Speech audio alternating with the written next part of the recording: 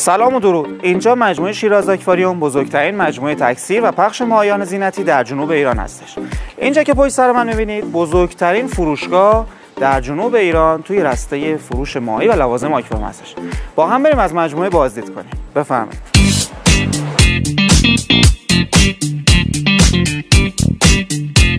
اینجا قسمت ورودی و قسمت حسابداری مجموعه هستش.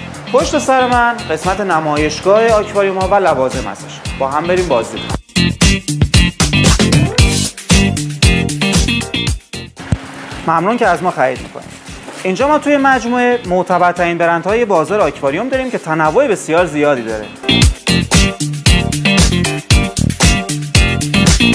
اینجا ما انواع دکورها رو واسهتون اجرا کردیم که شما وقتی تصمیم دارید آکواریوم تهیه کنید میتونید از این دکورها الهام بگیرید.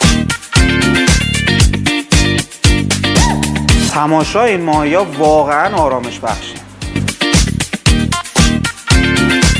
بریم بخش جذاب ماجرا، قسمت فروش ماهیامون.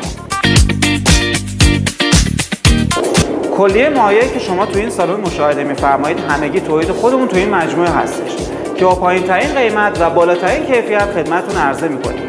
شما میتونید ماهی مورد علاقتون رو از بین این همه تنوع ماهی به راحتی انتخاب کنید و اون رو به منزل ببرید. اینجا قسمتی از مجموعه هستش که هیچ تکثیر کننده ماهی اینجا رو بهتون نشون نمیده. بریم با هم ببینیم.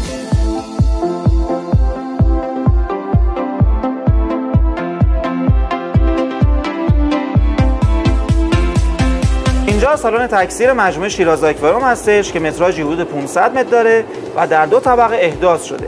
اینجا در حدود 1500 عدد آکواریوم ما داریم که اکثر ماهی که شما توی بازار مشاهده می‌فرمایید از این مجموعه به بازار تزریق میشه.